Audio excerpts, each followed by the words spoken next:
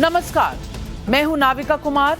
कश्मीर में हिंदुओं से हुआ जुल्म जितना परेशान करने वाला है, उससे कम दर्दनाक नहीं है गुनाहगारों को बचाने के लिए किया गया षड्यंत्र। इकोसिस्टम कैसे कश्मीरी हिंदुओं के कातिलों को बचाता रहा, आज मैं उनका पर्दाफाश करने वाली हूं। 2006 की ये तस्वीर आपने पहली भी देखी होगी। 17 फरवरी 2006 में JKLF का सरगना यासीन मलिक तब के प्रधानमंत्री डॉक्टर मनमोहन सिंह से मिला था।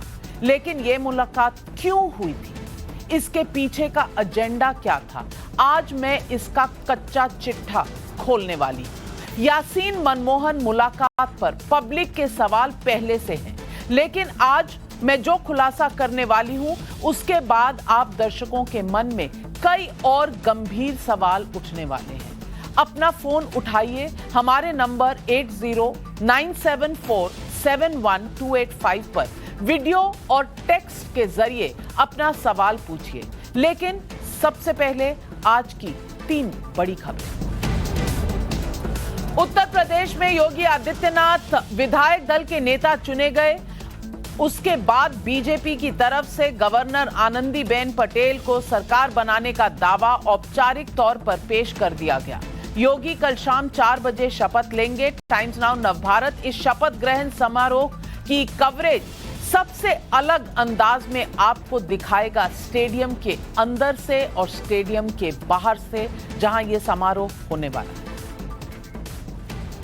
आज की दूसरी बड़ी खबर, यूपी में कल योगी के साथ शपथ लेने वाले मंत्रियों की पूरी संभावित लिस्ट टाइम्स नाउ नवभारत के पास मौजूद है। केशव मौर्य डिप्टी सीएम होंगे, जबकि स्वतंत्र देव सिंह कैबिनेट मंत्री, श्रीकांत शर्मा कैबिनेट मंत्री, इसके अलावा अनिल राजभर, जितेंद्र प्रसाद, बेबी रानी मौर्य का भी कैबिनेट मंत्री बनना लगभग तय है। सुनील शर्मा, राजेश्वर सिंह, भूपेंद्र चौधरी सहित कुल 40 से 42 मंत्रियों को योगी मंत्रिमंडल में जगह मिल सकती है। इसमें सिद्धार्थनाथ सिंह भी मौजूद होंगे। आज की तीसरी बड़ी खबर, बंगाल के बीरभूम में जहां 8 लोगों को जिंदा जलाकर मार दिया गया, आज मुख्यमंत्री ममता बनर्जी ने स्पॉट विजिट की। उन्होंने आरोपियों को जल्द से जल्द गिरफ्तार करने के निर्देश दिए हैं। हालांकि ममता का पूरा दौरा इस वजह से विवादों में घिर गया क्योंकि उनके आने के लिए वेलकम गेट बनाया गया था। विपक्ष ने सवाल उठाया कि ऐसे दौरों में भी क्या स्वागत गेट और पोस्टर मारे गए लोगों के परिजनों पर जख्म नहीं है।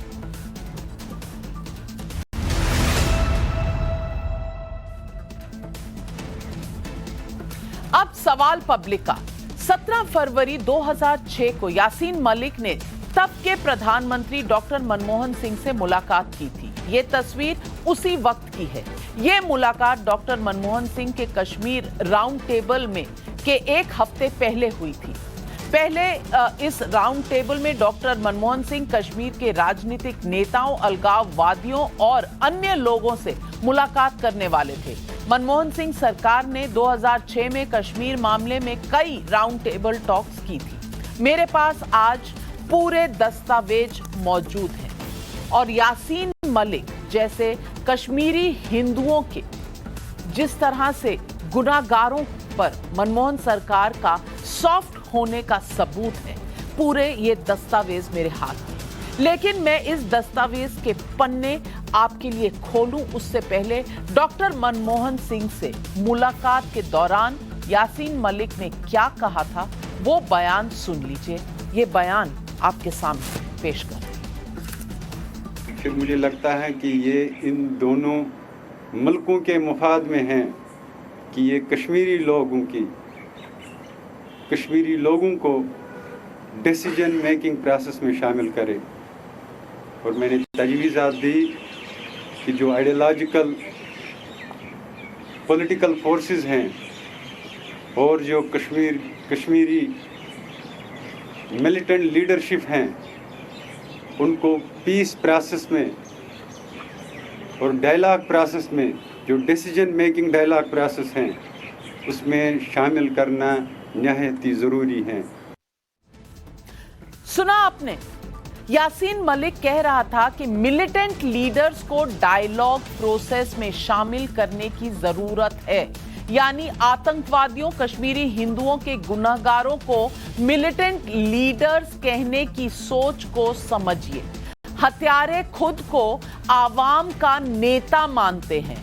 अब आप मेरे हाथ में मौजूद इस दस्तावेज की सच्चाई भी जान लीजिए। ये कश्मीर पर बने एक वर्किंग ग्रुप की सिफारिशों का पुलिंदा है।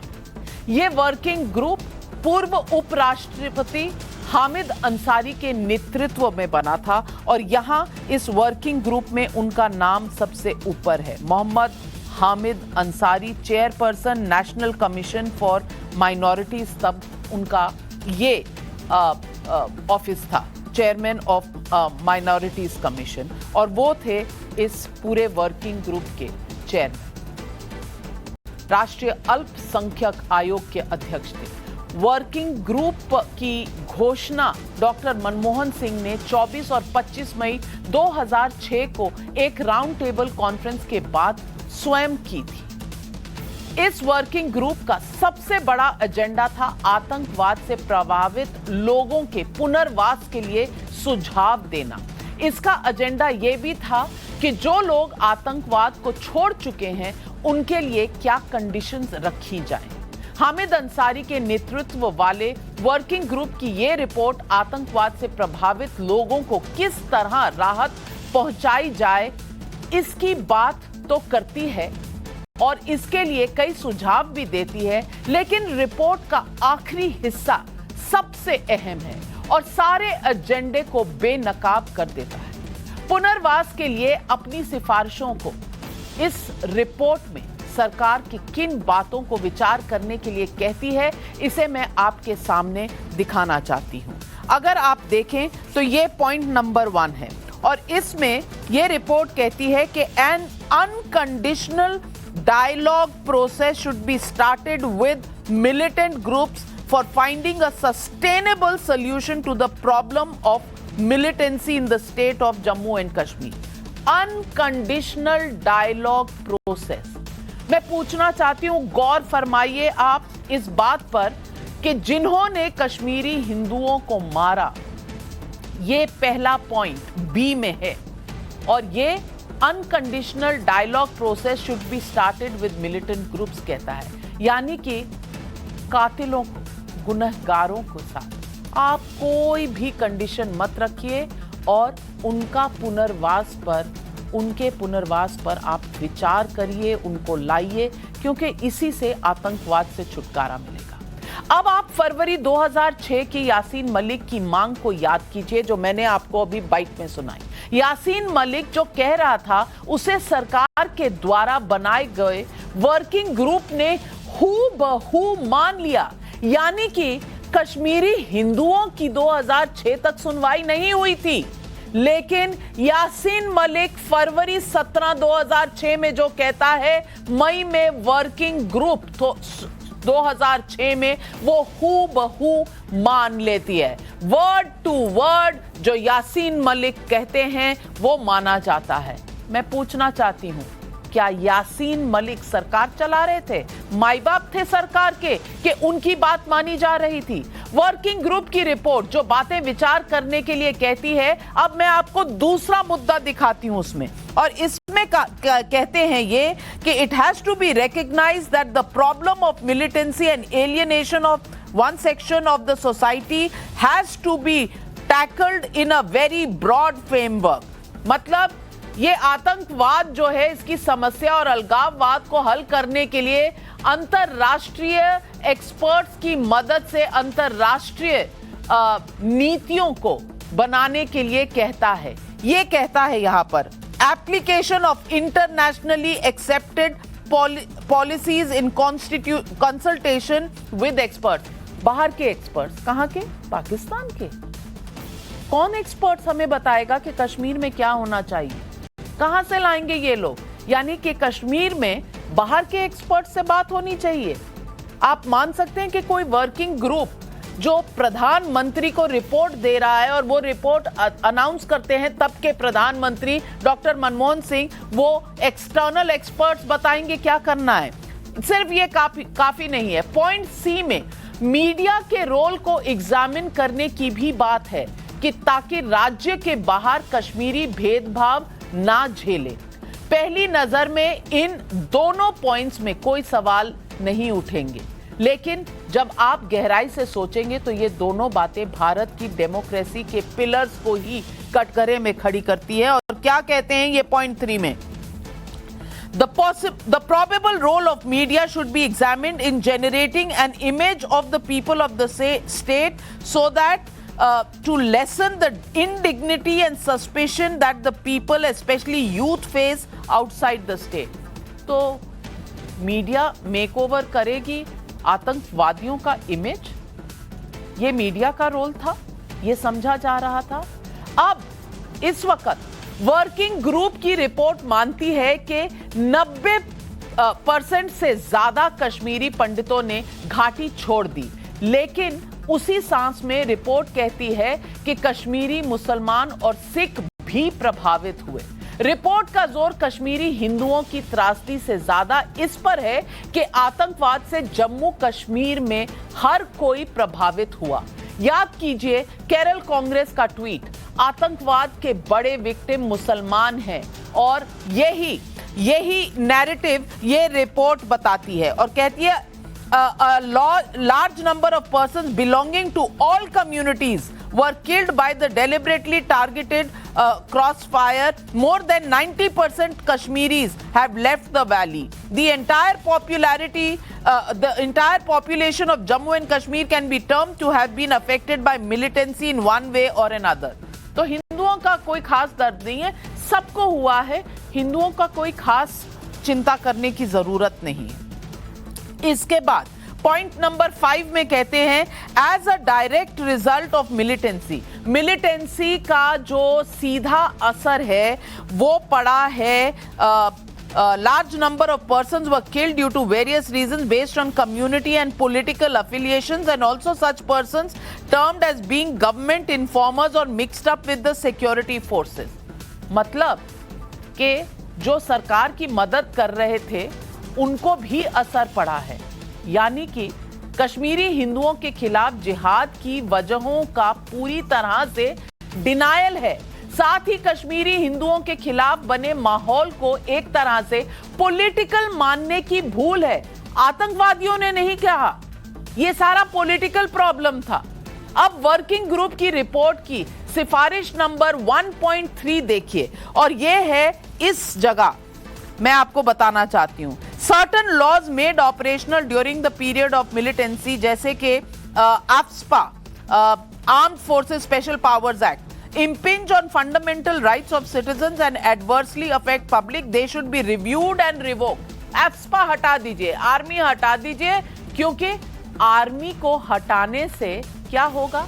एक्ट की समीक्षा करके उसे हटाना चाहिए। क्या होगा?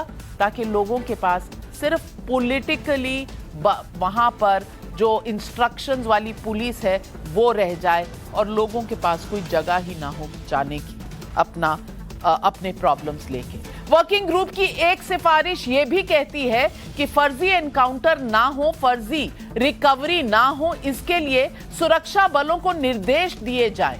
वर्किंग ग्रुप अपनी एक और सिफारिश में कहता है कि जो लोग जेलों में हैं उनके केसेस का रिव्यू हो और छोटे मोटे मामलों में जनरल एमनेस्टी दे दी जाए। वर्किंग ग्रुप की ऐसी सिफारिशों से क्या यह साफ नहीं कि कश्मीर समस्या को मानो problem of the Indian state माना जा रहा था? तो आज इन दस्तावेजों को देखने के बाद मैं आपसे पूछना चाहती हूं, आज सवाल पब्लिक का क्या यही नहीं बनता? सवाल नंबर 1, यासीन मलिक पर बेहद नरम क्यों थी मनमोहन सरकार? सवाल नंबर 2, इकोसिस्टम कश्मीरी हिंदुओं की जगह आतंकियों की पैरवी कर रहा था।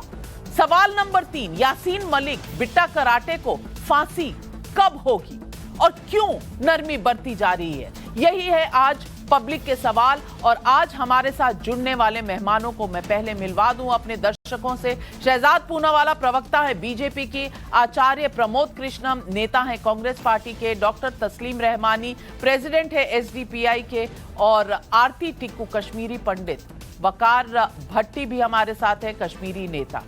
आरती टिक्कू, सबसे पहले मैं आपसे पूछूंगी, ये दस्तावेज, आप मेरे साथ बैठी हैं, ये दस्तावेज आपके सामने है और ये बताते हैं कि यासीन मलिक जो कहते हैं वो वर्किंग ग्रुप जो प्रधानमंत्री डॉक्टर मनमोहन सिंह ने बनाई, हामिद अंसारी पूर्व वाइस प्रेसिडेंट उपराष्ट्रपति उनके चेयरमैन थे, उनको तो लग रहा था कि जो यासीन मलिक कह रहे हैं वही सत्य वचन है और उनके हिसाब से सारे कानून होने चाहिए।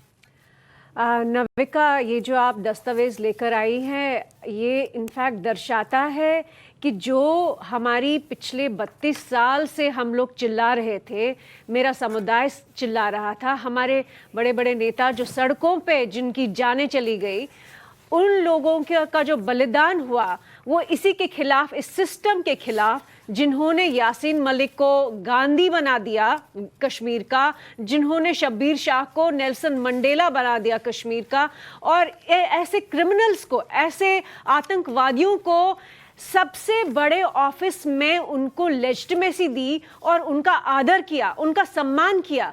और एसेंशली जो समझ आता है कि 32 साल में ये हुआ है, वो मनमोहन सिंह की सरकार थी या उनसे पहले की सरकारें थी, ये हुआ है कि उन्होंने यासीन मलिक और जो भी जेकेएलएफ हिजबुल मुजाहिदीन के जो आतंकवादी थे, इन्होंने बंदूक की नोक पर भारत की सरकार को घुटने टेकने पे मजबूर किया। तो ये मतलब ट्रेजेडी है, ये ट्रेवेस्टी है कि इस देश में अगर वाकई किसी को अपनी बात मनवानी हो तो आप बंदूक उठाएंगे तो आपको सरकार जो हो सर पलकों पे बिठाएगी, सर आंखों पे बिठाएगी। तो वाकई ये ट्रेजेडी है और मुझे इतना गुस्सा आ रहा है, इतना कहीं ना कहीं आक्रोश भी है, कहीं ना कहीं बहुत दर्द भी हो रहा है कि मेरा समुदाय, मेरी फैमिली, मेरे रिलेशंस, हम सब लोगों ने जो 32 साल में सफ़र किया वो इस सिस्टम की वजह से किया, जहां मनमोहन सिंह सरकार ने इनको अपनी पलकों पे बिठाया। मैं यही सवाल पूछना चाहती हूँ आचार्य जी से। आचार्य प्रमोद कृष्णम जी, मुझे बताइए, जनेऊधारी, अपने आप को कश्मीरी हिंदू बताने वाले, ये किस तरह का इंसाफ कर रहे थे कश्मीरी हिंदुओं के साथ? आपकी सरकार, कांग्रेस की सरकार में 2006 में माना नहीं जाता था कि कश्मीरी हिंदुओं के साथ कुछ हुआ है, क्योंकि वो तो खुद छोड़कर चले गए थे कश्मीर, लेकिन मानी जाती है किसकी बात? यासीन मलिक की बात। और ये पुलिंदा है यासीन मलिक के खिलाफ जितने केसेस हैं, 61 केसेस हैं, जिसमें वायुसेना के अफसरों तक की खून के उन पर इल्जाम थे। और मैं पूछना चाहती हूं, उनकी बात हूबहू वर्किंग ग्रुप की रिपोर्ट में आ जाती है। ये किस तरह के जनेऊधारी हैं आचार्य जी? समझा दीजिए आज इस देश को। देखिए नाविका जी, आप एक निष्पक्ष पत्रकार हैं और देशभक्त पत्रकार हैं। In the interest of nation आप बात कर रही हैं। मैं कश्मीर के अंदर जो भी जुल्म हुआ है, जो ज़्यादती हुई है, वो कश्मीरी ब्राह्मणों के ऊपर, कश्मीरी पंडितों के ऊपर, वो इस हमारी इस व्यवस्था के माथे पे एक कलंक है बहुत बड़ा। और सवाल अब ये उठता है कि साहब वो किस दौर में हुआ और किन कारणों से हुआ। तो मैं यहाँ बिल्कुल साफ कर देना चाहता हूँ कि जिस बात को लेकर के, जिस कमीशन को लेकर के, जिस कमेटी को लेकर के आप ये बात कह रही हैं कि उसमें यासीन मलिक जो अलगाववादी ग्रुप के एक नेता थे, उनसे बात की गई और उनकी बातों को उन्होंने, आप कह रहे हैं कि सरकार ने माना या सरकार मानना चाहती थी, तो मैं बिल्कुल इसके ख़िलाफ़ हूँ। किसी भी अलगाववादी और किसी भी आतंकवादी ग्रुप की बात को बिल्कुल नहीं मानना चाहिए, मगर इसका फ़ैसला तो सरकार करती है। और सरकार ने जो फैसला लिया, उस वक्त मैं सरकार में नहीं था, ना तो मैं मनमोहन सिंह जी की कैबिनेट में मिनिस्टर था, ना मैं कांग्रेस पार्टी के किसी ओहदे पे था, ना मैं देश का प्रधानमंत्री था, ना गृह मंत्री था, ना वहाँ का गवर्नर था। तो मुझे नहीं लगता है कि मैं उस विषय पे कोई टिप्पणी करूँ। मैं आज के दौर पे, आज की बात, वर्तमान परिदृश्य पर टिप्पणी कर सकता हूँ कि जो कश्मीरी पंडितों के साथ जुल्म हुआ है, जिन्होंने किया है उनके खिलाफ सख्त से सख्त कार्रवाई होनी चाहिए और कानूनी कार्रवाई होनी चाहिए। वो देश के दुश्मन हैं और उन्होंने इस देश में अराजकता का आचार्य जी बड़ी विनम्रता से मैं आपसे पूछना चाहती हूँ, ये दस्तावेज मेरे हाथ में है और ये कहा जाता है कि ये जो ब्लैक एंड व्हाइट में होता है ये दस्तावेज झूठ नहीं बोलते। ये वर्किंग ग्रुप की रिपोर्ट है और इस रिपोर्ट में कहा जाता है जो मिलिटेंट्स हैं उनकी फैमिलीज के पास कोई सोर्स ऑफ इनकम नहीं है, उनको देना चाहिए एम्प्लॉयमेंट, और अगर एम्प्लॉयमेंट ना दे सकें तो 5 लाख रुपए देने चाहिए और उनके खिलाफ जो केसेस हैं उन्हें बंद कर देना चाहिए। और आप जानते हैं कश्मीरी हिंदुओं के बारे में क्या कहा जाता है कि नौकरियां कश्मीरी पंडित माइग्रेंट्स में बी गिवन, मतलब आपके पास हो तो दे दें, ना हो तो ना दें, कोई बात नहीं, लेकिन मिलिटेंट्स की फैमिलीज के पास कोई राशि नहीं अवेलेबल है तो उनके लिए तो नौकरियां दें, रिजर्वेशन कराएं और 5 लाख दे दें जब तक नौकरी नहीं मिलती। ये 2006 के 5 लाख हैं, आज के नहीं, 2006 के 5 लाख की वैल्यू हो तो मिलिटेंट्स के फैमिलीज के लिए आपके पास 5 लाख रुपए थे, लेकिन कश्मीरी हिंदू खुद ब खुद चले गए। जी आप तब नहीं थे कांग्रेस में, आप प्रधानमंत्री नहीं थे, पर आप उस पार्टी के साथ जुड़े हैं जो ये नैरेटिव आज भी बेच रही है, जो आज भी कह रही है कि मिलिटेंसी में कश्मीरी हिंदुओं के साथ मुसलमान ज्यादा मारे गए थे। आप उस पार्टी के साथ जुड़े हुए हैं। मैं पूछना चाहती हूं, ये काला धब्बा नहीं है हमारी आत्माओं पर?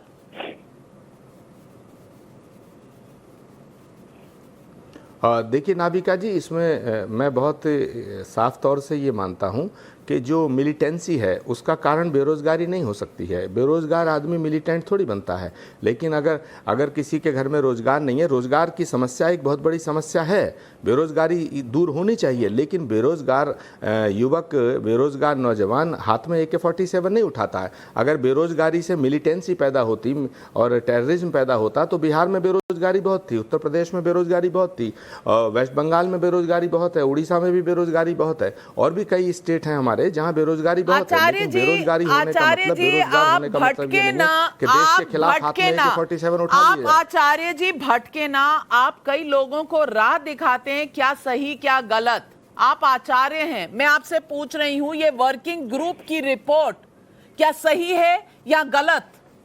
आप अपनी आत्मा के हिसाब से बताइए। मुझे जवाब देने का मौका दें नाविका जी।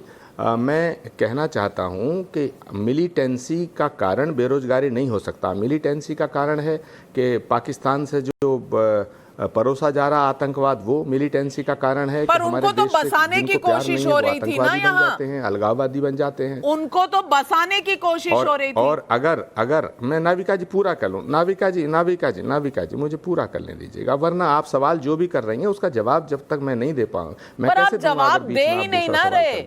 आचार्य जी सुन लीजिएगा, आचार्य जी मैं हाथ जोड़कर कह रही हूँ, आप कितना भी कड़वा सवाल मैं दिखा रही हूँ, जो प्रहार हुआ है हमारी आत्माओं पर, उस पर जवाब आप उस घाव का दर्द मुझे है, उस घाव का दर्द मुझे है, उस जख्म से मैं वाबस्ता हूँ, उस जख्म की पीड़ा मुझे है, मैं उसी का जवाब देना चाहता हूँ।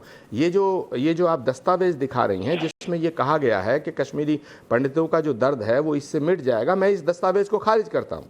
ये जो रिपोर्ट है ये गलत है। ये जिसने भी बनाई है वो आदमी, उसका इंटेंशन ठीक नहीं था। वो कांग्रेस का हो, बीजेपी का हो, फलाना हो, ढिमाका हो, देश की राजनीति में एक अलग पहलू है, लेकिन देश सबसे बड़ा है। जुल्म की हिमायत नहीं की जा सकती है, अत्याचार का समर्थन नहीं किया जा सकता है। जो जुल्म हुआ है उसके पक्ष में अगर कोई बोलता है तो मैं उसके विरोध में बोलूँगा। मैं सच को सच कहूँगा, झूठ को झूठ कहूँगा। राजनीति अपनी जगह है और देश का इंटरेस्ट अपनी जगह है। जहाँ देश है वहाँ हम हैं। अगर देश नहीं होगा तो हम कहीं भी नहीं रहेंगे। ये कांग्रेस भाजपा का विषय नहीं है। पर मैं ये कहना चाहता हूं नाविका जी कि जो पिछली सरकारों ने अगर कोई गलतियां की तो 8 साल से तो भारतीय जनता पार्टी की सरकार है, क्यों नहीं पुनर्वास किया जा रहा कश्मीरी पंडितों का? कमाल है। आचार्य जी इस रिपोर्ट को खारिज कर रहे हैं और कह रहे हैं, शहजाद पूनावाला ये कह रहे हैं कि जिस आदमी ने ये रिपोर्ट बनाई उसकी मानसिकता ठीक नहीं थी और वो क्या मिला उनको 2006 की इस रिपोर्ट के बाद उन्हें उपराष्ट्रपति बनाया गया। एक बार नहीं, 2 टर्म के लिए 10 साल इस देश के उपराष्ट्रपति बने थे, जो इस वर्किंग ग्रुप के चेयरमैन थे। इससे बड़ी तौहीन क्या हो सकती है कश्मीरी हिंदुओं की, जो मैं पूछना चाहती हूं आपसे शहजाद पूनावाला। देखें नाविका जी, जब से कश्मीर फाइल्स मूवी आई है तब से एक और फाइल खुली है और उस फाइल का नाम है कश्मीर कांग्रेस क्राइम्स। और आज कश्मीर कांग्रेस क्राइम्स का एक और अध्याय लेकर आप आई है और मुझे लगता है आज के अध्याय के बाद आईएनसी का नाम इंडियन नेशनल कांग्रेस नहीं बल्कि इस्लामो नाजी कांग्रेस रखना चाहिए। और मैं बड़े गंभीरता पूर्वक ये बात कह रहा हूं। क्यों कह रहा हूं कि इस्लामो नाजी कांग्रेस रखना चाहिए? क्योंकि एक तो देखिए, बिना शर्त आतंकवादियों से बात करने की पैरवी, ये कहना कि कश्मीरी पंडितों का नरसंहार हुआ ही नहीं, सभी मारे गए, सब मारे गए तो भूल जाओ कश्मीरी पंडितों को।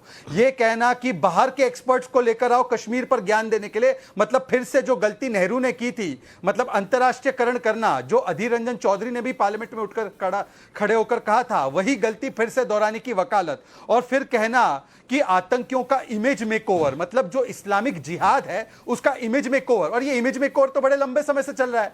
मोपला में जो नरसंहार हिंदुओं का हुआ उसका भी इमेज मेकओवर कांग्रेस ने किया।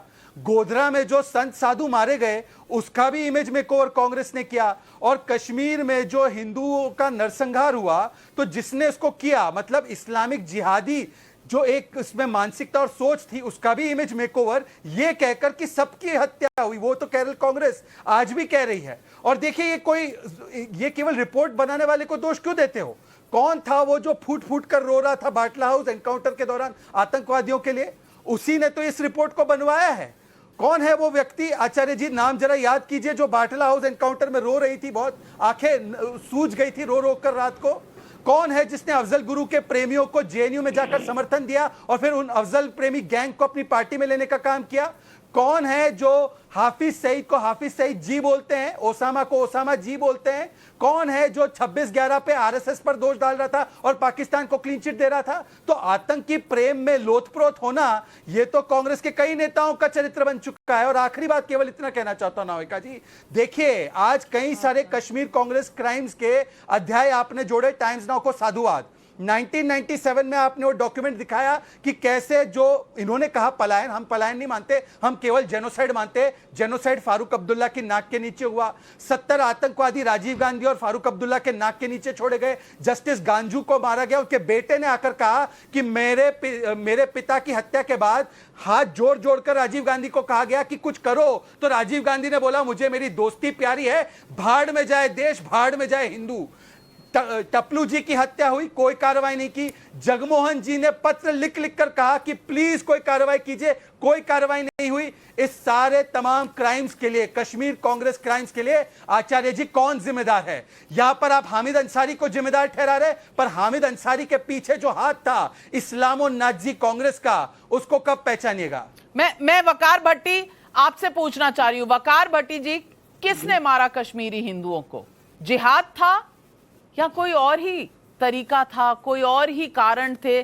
क्योंकि ये रिपोर्ट को तो कहीं जिहाद नजर नहीं आ रहा। यासीन मलिक की बातें सत्य वचन नजर आ रही थी। मैं पूछना चाहती हूं, क्या गलती थी कश्मीरी हिंदुओं की कि वो हिंदू है? बात मैडम, नाविका मैम जी, सियासत ने मारा है, किसी मुस्लिम ने नहीं मारा। किसी जिहाद, कोई इस्लाम नहीं है दूर दूर तक।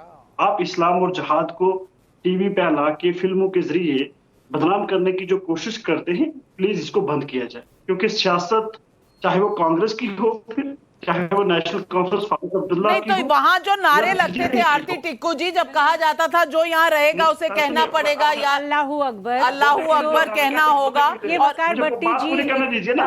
नहीं नाविका जी, वकार बात भट्टी जी, पूरी करने दे देंगे तो अच्छी बात है तो ना। मैं आपकी टीम से रिक्वेस्ट करूंगी कि इनको, जो आपने लिखा है कि कश्मीरी नेता है, ये कश्मीरी नेता नहीं है, इनको कश्मीरी भी नहीं बोलनी है। कहाँ के हैं? मैडम जी कहाँ के? आप बताइए, आप कहाँ के हैं? आप कश्मीरी जबान बोलते हैं। दूसरी बात ये नेता कहाँ से है मुझे नहीं मालूम कि किस बात के नेता है। तीसरी बात मैं ये कहूंगी कि इनको कश्मीर का इतिहास पता नहीं है, इनको मालूम नहीं है, इनको मालूम नहीं है कि मस्जिदों से नारे लगते थे, इनको मालूम नहीं है कि जो फतवे लगे थे 1989 में कश्मीरी हिंदुओं के खिलाफ, और इंडिया का कोई भी सिंबल, हिंदुइज्म का कोई भी सिंबल जो फतवे लगे थे वो इनको याद नहीं है, क्योंकि इनको मालूम नहीं है कश्मीर का इतिहास। मंदिर वहां क्यों तोड़े गए थे? क्यों तोड़े गए थे मंदिर? मैं पूछना चाहती हूँ, अगर ये जिहाद नहीं था, अगर ये हिंदुओं के खिलाफ नहीं था, तो मंदिर क्यों तोड़े गए? वकार भट्टी साहब, इनको ये भी नहीं मालूम कि हिट लिस्ट निकलते थे कश्मीरी पंडितों के। हिट लिस्ट किसने निकाले और मस्जिदों में उन हिट लिस्ट की अनाउंसमेंट होती थी। आप हमें बताएंगे कि कश्मीर में क्या हुआ? आप तो कश्मीर में नहीं थे। कश्मीर में मैं थी कश्मीर में, मेरा जन्म हुआ है कश्मीर में, मैं पली बड़ी हूँ कश्मीर में, मेरी फैमिली का पलायन हुआ, मेरी पूरे समुदाय का पलायन हुआ। आप हमें बताएंगे कि किसने भगाया हमें? जेकेएलएफ ने, जब बिड्डा कराटे ने 40 से ज्यादा कश्मीरी पंडितों को मारने का एडमिशन किया टीवी चैनल पे, आप कहेंगे कि कोई जहाद नहीं चल रहा था? क्या बात करते हैं? आपको कुछ मालूम है इतिहास का? आपको जीरो पता है कश्मीर के बारे में। आप कश्मीरी नेता नहीं है, आप जहां के भी नेता होंगे पर कश्मीर के नहीं है। और दूसरी बात आपको स्लोगन्स नहीं मालूम कि क्या स्लोगन लगाए जा रहे थे मस्जिदों से। आपको नहीं मालूम कि अल-फतह अल्लाह टाइगर्स कौन है? आपको नहीं मालूम कि क्या फतवे जारी हुए कश्मीरियों के खिलाफ? आपको नहीं मालूम कि प्रोटेस्ट रैलीज में क्या क्या बोला जाता था? आपको ये नहीं मालूम कि कश्मीरी पंडित औरतें 19 जनवरी को अपनी आत्महत्या करने की सोच रही थी, क्योंकि नारे जो लगे थे वो मस्जिदों से लगे थे, नारे जो लगे थे वो इस्लामिक नारे लगे थे। निजाम मुस्तफा बनाने का ऐलान हुआ था 1989 में। आपको मालूम नहीं हुआ क्योंकि आप कश्मीर के नहीं हैं। आप जहां के भी हैं, आप फ्रॉडुलेंट कश्मीरी हैं, आप वाकई कोई कश्मीरी नेता नहीं है। तो आप मेहरबानी करके पहले थोड़ा इतिहास पढ़िए, थोड़ी जानकारी लीजिए। लेकिन मुझे लगता है आप नहीं लिए, क्योंकि तो आप तो एक एजेंडा के हिसाब से टीवी चैनल्स पे आते हैं। आपको तो बिठाया गया है टीवी चैनल्स पे, आप एक एजेंडा चला रहे हैं। आप पहले ये कहिए, आप भारतीय है कि नहीं है? आप भारतीय है? आप इंडियन हैं? आप अपने आप को इंडियन कहते हैं? आप भारतीय हैं? मुझे डाउट है। आप कश्मीरी नेता नहीं है, पता नहीं कहाँ के नेता है। दूसरी बात आप जाके पूछिए मौलवीज जो थे मस्जिदों में 1989-90 में, जिन्होंने खुलेआम अनाउंसमेंट कर दी थी, काफिर करार दिया था, क्योंकि वैसे ही काफिर मानते हैं आप कश्मीरी पंडितों को। हिंदुओं को तो आप काफिर कहते हैं, आप तो गालियां निकालते हैं। आप जाके जाइए, मैंने रिसर्च किया है मदरसों पे, मैंने रिसर्च किया है इस्लामिक स्कूल्स पे कश्मीर में, और वो भी तब जब आप एक मिनट मैं आज इन दस्तावेजों की बात कर रही हूं, और रहमानी साहब मैं आपसे पूछ रही हूं, मैं आपसे पूछना चाहती हूं पहली बात, यासीन मलिक मैडम जी आतंकवादी नहीं। क्या थे वो? इसीलिए मैंने नहीं, आतंकवादी नहीं थे। इंडियन एयरफोर्स के ऑफिसर्स को मारने वाला आतंकवादी नहीं है तो क्या है? भगवान है जिसकी बात सुनी जा रही थी। आप जज हैं, आप सुप्रीम कोर्ट के जज हैं, मुझे बताइए, आप जजमेंट देंगे, अदालतें बंद कर देते हैं, आप जज दीजिए। अच्छा, तो ये जो मतलब एक आधा केस नहीं है, और कितने एफआईआर है? 1987 में police station Shergari district Srinagar section 42 and 31 of TADA act में डिसऑनरिंग नेशनल फ्लैग।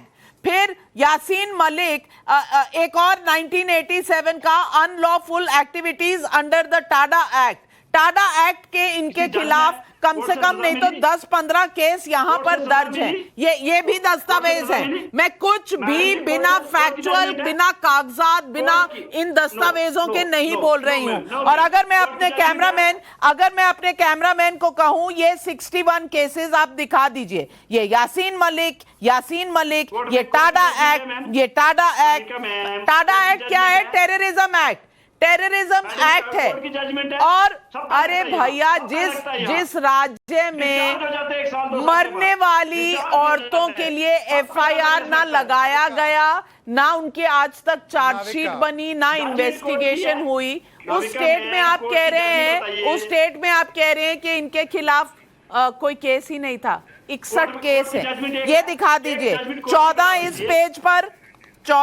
पेज पर 32 और यहां तक अगर आप देखिए 61 केसेस। नाविका जी, यासीन मलिक ने खुद इंटरव्यू में टिम स्पेशन को खुद इंटरव्यू में कहा कि उन्होंने मारे इंडियन एयरफोर्स के लोग।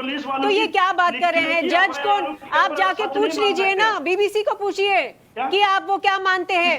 वहां के जो टिम स्पेशन थे उन्होंने पूछा था उनसे कि आप क्या बात कर रहे हैं। वो तो इतना शौक लगा था उनको कि उनके टीवी चैनल पर यासीन मलिक ने हत्या करने का इल्जाम एक्सेप्ट किया। आप कहाँ, मुझे लगता नहीं कि आप पढ़े लिखे हैं, मालूम नहीं लगता है आपने कोई अखबार कभी नहीं पढ़ा, कोई आपने टीवी चैनल भी नहीं देखा है।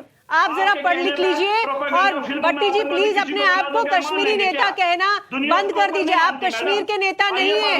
कश्मीरी भट्टी साहब ठंड रखिए। आप झूठ बोलेंगे, झूठ बोलने से जो है वो बातें जो है ना, दुनिया आपकी आज बातें महसूस कर रहा है, और आपका जो गेम है और आपका एजेंडा है। और मैं चाहती हूं कि आज ये दस्तावेज दिखाने के बाद मुझे लगता है लाइट डिटेक्टर टेस्ट के घेरे में वकार भट्टी जी को अभी से लेकर कल तक रख दीजिए। इनके एक झूठ का यहां पर्दाफाश हो रहा है। लेकिन मैं रहमानी साहब से पूछना चाहती हूं, रहमानी साहब, मैं पूछना चाहती हूं, क्या मिलिटेंट्स को अनकंडीशनल बातें होनी चाहिए?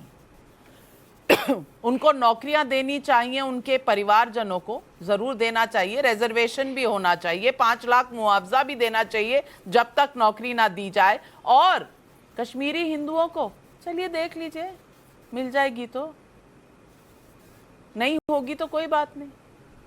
तो रहमानी साहब, ये जिहाद था जहां मंदिर तोड़े गए, जहां इस तरह की रिपोर्टें बनी गई जैसे कि आतंकवादी चला रहे थे डॉक्टर मनमोहन सिंह की सरकार।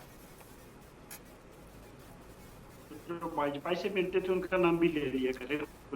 नाविका जी, पहले तो ये इसमें से एक सवाल तो जसवंत सिंह जी से ही किया जाना चाहिए, जो आप उससे कर रहे हैं, जो बदकिस्मती से हमारे दरमियान मौजूद नहीं है, जो आतंकवादियों का हाथ पकड़ के कदनार ले गए थे।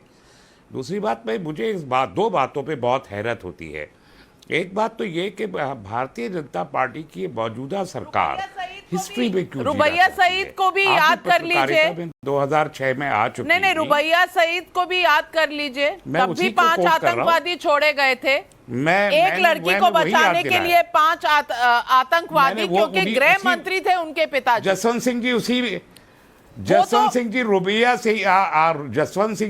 शहीद को छुड़ाने के लिए ही अजहर मसूद को लेके गए थे। आप आ चुकी थी पत्रकारिता में, आपने 2006 में ये सवाल नहीं उठाया था। नहीं, आज उठा रही हैं आप। और मैं कह रहा हूं कि आप तारीख में जीना चाहती हैं। आज 7 साल के बाद भी आप मसले का जिक्र कर रही हैं, मसले के सॉल्यूशन का जिक्र करने की जुर्रत है आपने? अच्छा, आप पे जुर्रत है? मसले ये यहाँ पर कश्मीरी के पंडित साहिबा बैठी हैं, इनमें जुर्रत है मसले का हल करने की? सवाल भी ना उठाया जाए, सरकार आप कत्ल करते जाएं, 70 हम साल से चर्चा भी करें, नहीं, तो बदनाम कर देंगे आप हमको। आप सवाल ही किए जाएंगे।